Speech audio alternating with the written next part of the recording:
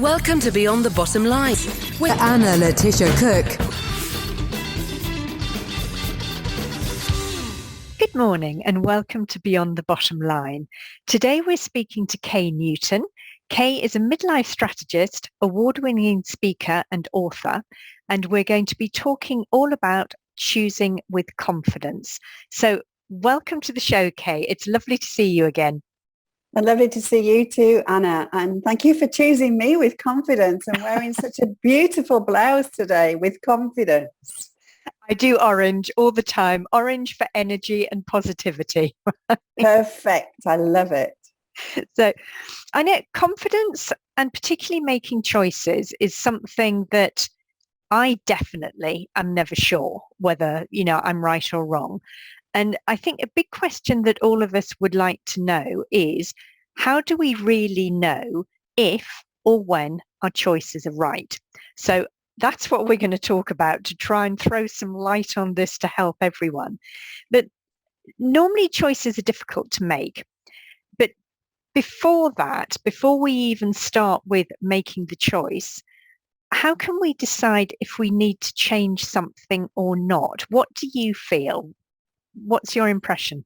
So there's a couple of things you said there, which, we can really go into depth. And I know that we've only 30 minutes, so we won't go too deep. But number one is it true that choices are difficult to make? That's the number one. And I think that's something that we've been brought up. It's a cultural thing. It's something that we think. Yeah. Humans like to make it complicated. It's something that we're very, very good at. And so therefore, we've been told in the past that choices are difficult to make. So if we go back and we go, okay, so the only constant in the universe is change. Yep. We are going to be constantly making choices. It's logical. It's natural. So how do you make good choices? Well, and I have long philosophical walks and conversations. And Linda Kay, just go back and just repeat that because it froze momentarily. I know technology this morning's been catastrophic. You're going to be cutting and pasting like mad today. So I have a good friend here on the island called Linda Ledwidge, and Linda and I love to go for long walks and conversations. And Linda will tell you that it's all about how you feel. Yep. Does it make you feel light or does it make you feel heavy? It's as simple as that.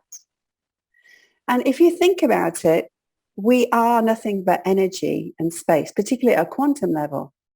And energy vibrates. So what you're looking for is making sure that your energy is always vibrating. Yep. In a light manner. I'm not going to use the word positive because that's not part of it. You want to feel that the choices you are making make you feel light. And if your choices don't make you feel light and make you feel heavy, is there something you can do about it? Is it the way you're thinking about the choice, or is it the choice itself? And if it's the choice itself, what will you do differently? Heavy and light. Yeah, that's really interesting. And that's really simple as well. Very, very simple, isn't it? So we know that our thoughts create our feelings, which create our actions, which create our reality. Yep. Yeah. So if we know our thoughts will lead to a feeling, how is that making us feel? If our choice is making us feel stressed, panicked, worried, depressed, all the negativities, then what's another choice? Simple, isn't it? It is. It takes away so much pressure. But, Okay, I agree with that. I've never heard that as a theory before, but I agree with that. It seems totally logical and really simple. And I mean, everything I do is all about positive balance, enjoying, making everything holistic. So I really think that's wonderful. And I'm definitely going to start trying to do that with myself. But obviously, it's more difficult to change your habits and change your thoughts when you're used to thinking, oh my God, the choice is so difficult. Is this right? Is this wrong? And then further down the line, did I make the right choice? How do I know I made the right choice? What can I see as proof? So how can we adapt our brain gently rather than having a complete earthquake? How can we little by little bring this in? Because a lot of people aren't going to be able to just throw their old habits straight out the window. So let me ask you a question. You're driving down the road. You're putting me under pressure. You're driving down the road and there's an accident. And all of a sudden you have to find another route. Yeah. And you find this beautiful route. It's through the countryside and it just suits you down to the ground. It's maybe 5 minutes more. But then all of a sudden you go, do you know what? Forget the motorway. I'm going to drive this road from now on. You change that habit immediately. Yep. So again, it comes back down to the way we've been, the processes we've gone through. We believe it's at least 90 days to change a habit. It doesn't have to be. Yeah. You can change it immediately. I would recommend, though, that you change one at a time, because when you try to change thousands of them, that's when the problem comes in. Yeah. Changing one thing at a time. So the first thing is you've now realized that there's vibration. Yep. And there's a heavy and a light within you. Yes. So that's the first place. So maybe you want some nice practical solutions to how you could go further down the choice route. One of my loves is the Post-it notes. Yep. And I'm very fortunate. I have some very, very big windows here, much to my husband's disgust, but I will fill the window with Post-it notes when I've got some big decisions to make. Yeah. And the key is to make sure on each Post-it you only have one thing. Yeah. One item. Don't confuse yourself too much. Then you can organize them and then you can decide of all those Post-its which is the most important and which one you're going to do first. So that helps you just sort it out. The other thing you can do when you're making choices is you can ask for help, ask for advice. Yeah. And the only really important thing with that is to remember that you're asking for advice only. You do not have to accept it. Yes. All you're doing is looking for a different point of view. Yeah. Just like I said to you about heavy and light, and you went, I've never heard that before. Yeah. There's something new for you to think about. So we go to other people to get advice, see different perspectives, and then we make the choice whether we accept it or not. I think that's really, really key. Yeah, that's what can frequently be a problem, because you ask someone for advice, then you feel obliged to accept it, and you forget that actually, no, you can do what you want. It's just you're getting other people's input, and then you've got to relate it to you. Because I know a lot of people, I mean, even me, myself, in the past, I've asked someone's advice and then I've thought, I don't really want to do that. But because I've asked them, I've got to do it. And also I see their vision and think, oh shit, maybe I'm wrong. Maybe I shouldn't be doing this. Maybe they're right. And they're not. You know, afterwards I've realized my gut instinct was right. Don't do it. It doesn't suit me. But I've gone trotting down the little road completely blind and then thinking, yuck, no. So, and there, I think you've hit on something that's really, really key. And it was my next thought to say as well. We live in our body, which is holistic, and we have our brain, which ticks away constantly, and we have our heart, which we feel, and we also have our second brain or third brain, whatever you want to call it, in our gut. Yes. And for me, my gut instinct's very, very important. If I get that heavy feeling in there, I know it's not right for me. Yeah. I don't know why. Yeah. And that's not important. I don't need to know why. What I need to do is trust that I know as a holistic being that is not for me. Yeah. And the same when you get butterflies. in your stomach and that excitement, that positive, really lifting energy, then you know it's for you. Yeah. And it can be anything from this job doesn't suit me, and the panic you have with, I'm going to leave this job. How am I going to pay the rent or the mortgage? And what's my parents going to think of me? And all the other scenarios that go on inside your head. But if you're listening true to yourself, Yep. if your heavy feeling's there, then you know there's something that needs to be thought about. But if the light feeling's there, it's the answer. Go with it. Yep. Go with the flow. You don't know where it's going to take you. And that is really, really important. We don't need to know. Yes. We think we do, Yep. but we don't. Yeah, we can just adapt as we go along. Something you said there, which has just sparked a thought about what our parents think, or, but I mean, you're a midlife strategist. So normally midlife, you don't think about parents. I am now more than midlife. I'm older. I'm not quite geriatric, but I'm definitely going in that direction. Even now, my brothers are a lot older than me because I was born, at the end. Even now, at my age, all the countries I've lived in, all the businesses I've run, I still think, oh my God, what are my brothers going to say? It's ridiculous. But I'm sure a lot of people still have that reaction because from childhood, you thought parents, brothers, sisters, whatever. So how can we free up our reaction to be more our own feeling rather than having the outside influences of family, older people, etc. Even, at middle age, how can we get our freedom? Because a lot of us are still, Yeah, I think, again, it's the fact that we're making it more difficult than it is. Overthinking, this is me. And we can simplify in a big way. And for me, the big key here is to give yourself space. Move away, close yourself in your room for the day, or go for a walk in nature, or take a mini break.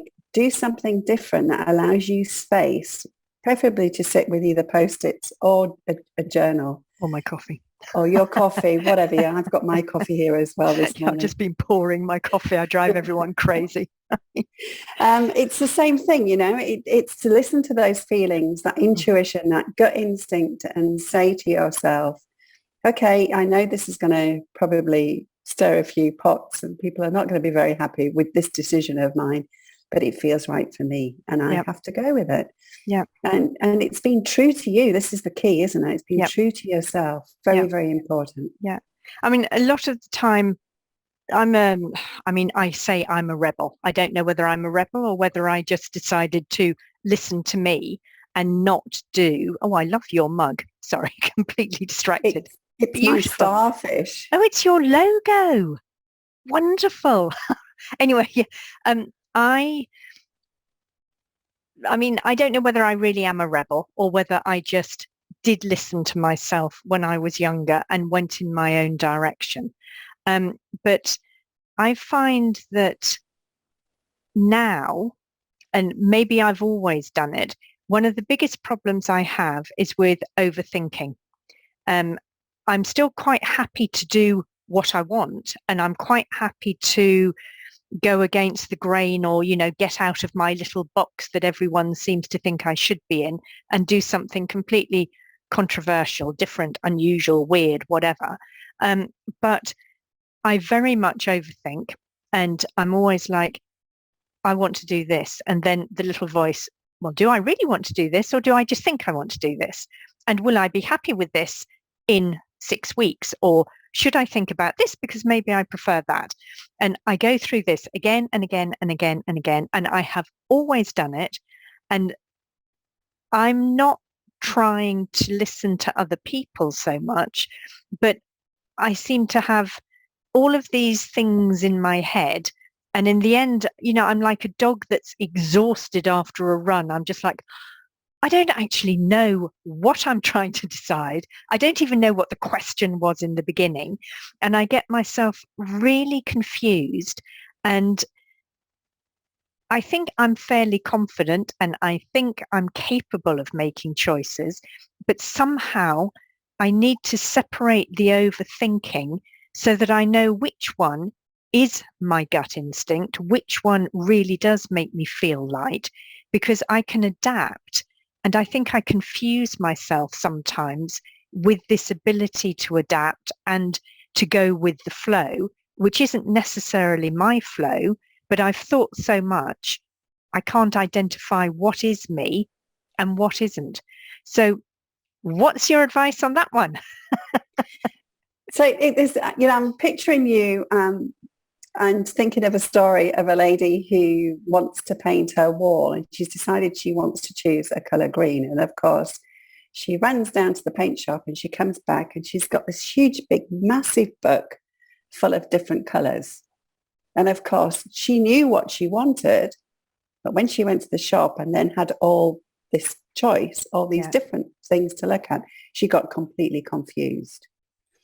And for me, I think the key is the first feeling you have, if you can take that quickly and write it down.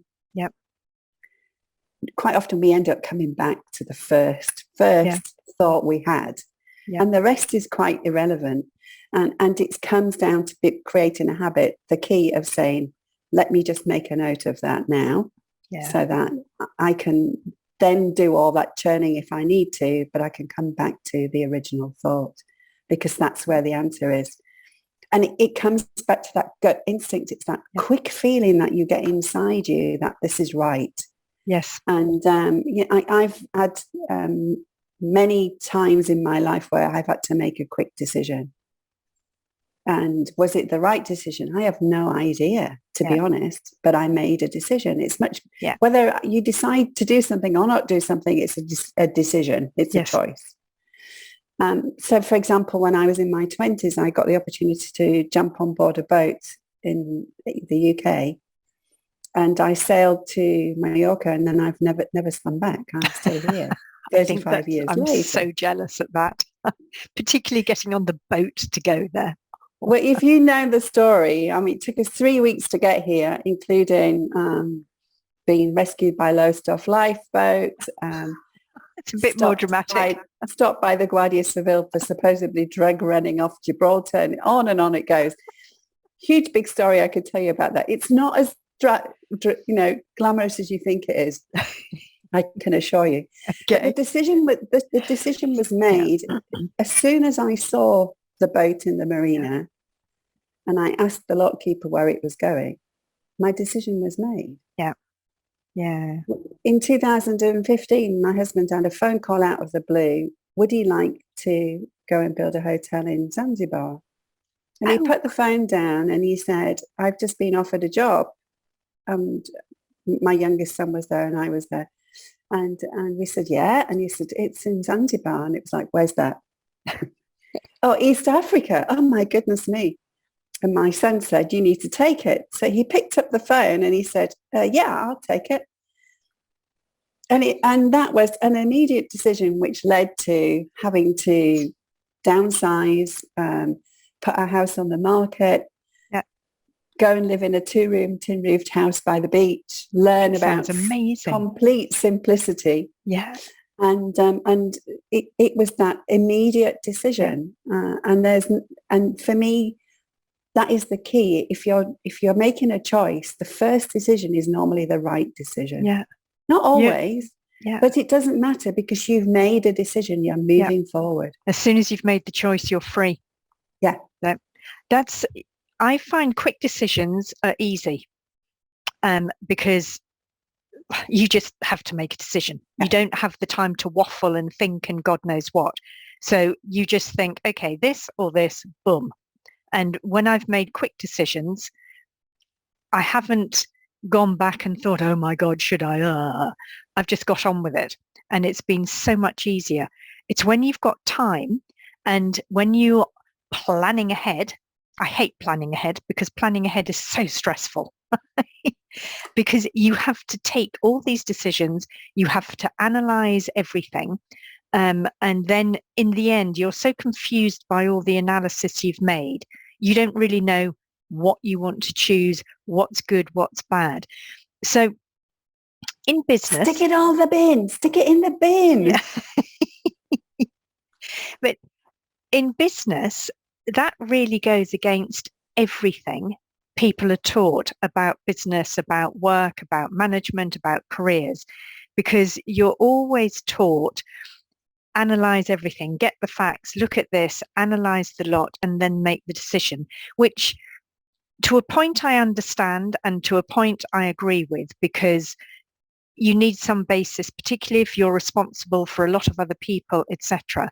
But with things like that, do you think there's any way to take some of the weight away from it, to make it, I'm not necessarily more spontaneous, but to make it less heavy, less dramatic, less complicated, so that we can have more confidence, but also feel better and not feel this real, pushing you down type feeling that you often get when you've got big decisions, and then you've got to justify them to the boss or to whoever. Is there any ideas you've got for that can just make it simpler? The scenarios are so different depending on you as a unique individual and the business that you're working in. I think it's very difficult to just really answer that truthfully. Yeah. But I think it comes back to this heaviness and this lightness again. And if you're making a decision and it doesn't feel comfortable, to really look at why it's not feeling comfortable, and then to change it.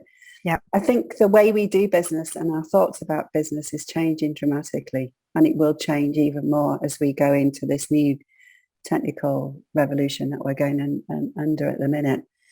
And I think it's going to be more important that we think about ourselves and what we want. Yep.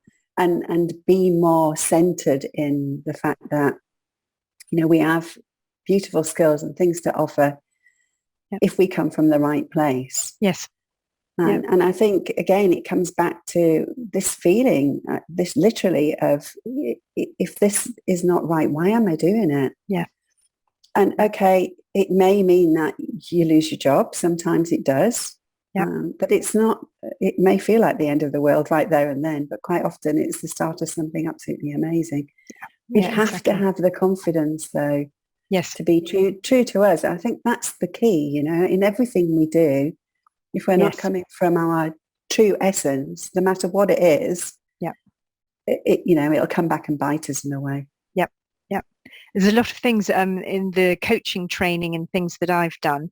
A lot of the problems we have are caused by we going against our identity. So what deep down we see, even if it's got layers of hidden messages that we no longer realize deep down our own identity. But when we go against it, that's when we don't feel comfortable. That's when we get the questions, the doubts, because really in the hidden soul of our body, we don't believe we're like that. So we've got this big fight going on, which makes it so much more complicated. And there's something I do a lot with the programs that I do and the programs I've created is, if you've got to make a choice, if you've got to do something, if you're looking to improve your career, find your passion, whatever, you might be doing something you absolutely hate. But if you know you hate it, if you know why you hate it, but you've decided because of your family or your children or whatever situation that actually for your whole unit, it's going to be better, you can actually do something you hate quite happily because it's for the good of other people. And in your brain, that is why you're doing it. And it releases a lot of pressure. So do you think we can apply something like that to choices and feeling confident about our choices? To me, it seems that you could, even you're not making the choice you really want, if you know you're doing it for the good reason, and that good reason is more important to you than your own personal reason. Like for my children, I would do something I hated with a passion, and I'd do it quite happily if it's going to give my children a better life. Because for me, that's far more important than me finding something that I think is amazing, because I want my children to, have the best life, etc. So do you think we can do something like that with choices and confidence in our choices, or do you think that becomes a bit more complicated? I think it depends again on the unique and individual. Yeah. And I think it definitely will depend on this energy that you're putting out. Yeah. So if you're making a choice to do something that you don't like doing, but you have also chosen to do it and done it with alacrity, with love, with kindness and all the other values that you may have, then there's nothing to stop you doing it.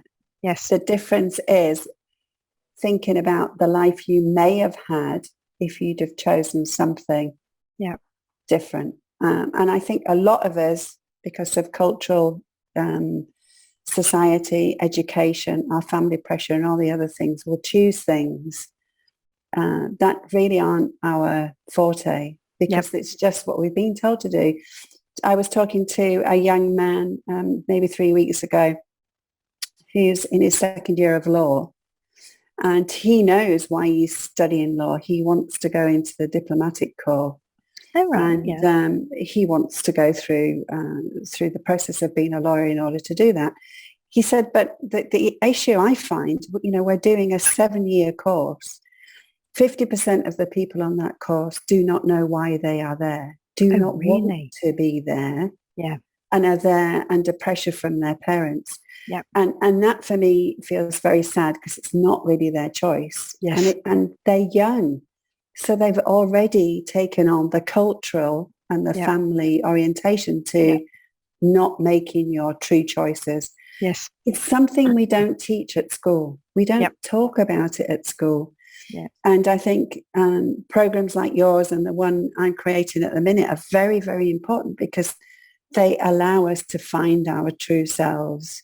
Yep. And I think we have to do this. It's the only way our world is going to go forward. If we don't find our true selves and be true to us, and make the choices that suit us, we're not going to make the world a better place. Yeah, exactly. So any other tips or strategies or wisdom about confidence and choices and, things that are going to help us going forward? Yeah, don't worry about it too much. It's great. I think that's a big one. Thing. I decided to walk the Camino de Santiago whilst my husband was in Zanzibar. I was still a resident here in Spain, and my house was rented. I had to be here in the country, but had nowhere to go. So I put my walking boots on. That's a brilliant idea. It's a very good reason. It was really funny. I'll tell you a little bit. I put my walking boots on, a 7.5 kilo backpack on my back. Yeah. Got to the start and walked as much as I could each day, with my boots on, of course, and following a yellow arrow. I did not know when I was going to stop, who I was going to meet, what I was going to eat, where I was going to sleep. It didn't matter, as long as I could find a yellow arrow and follow it. 729 kilometers later, 34 days later, I arrived in Santiago de Compostela. And I think that's the key, is to be confident enough to get up in the morning and put your boots on. Yeah. And just find that little spark of the day that's going to take you in the direction. When you're light, when you're in flow, synchronicities happen. Yes. So the things you want to have in your life will show up anyway. Yep. And if you're not light and you're not in flow and you've not got synchronicities turning up in your life, choose to change. Excellent. Thank you very much, Kay. That's brilliant. Thank you for having me, Anna. It's been a great pleasure. I'm sure we could have talked for a lot longer, but I know I talk for hours, but yeah, that's really very interesting, all of that. I'm definitely going to make some changes myself. So everybody, you've been listening to Kay Newton. You'll find all the links so you can see more about her, what she does, at the bottom of the page. And obviously don't hesitate to contact her or me if you have any questions. And we will see you again next week. thanks, Anna. Thank you. Bye.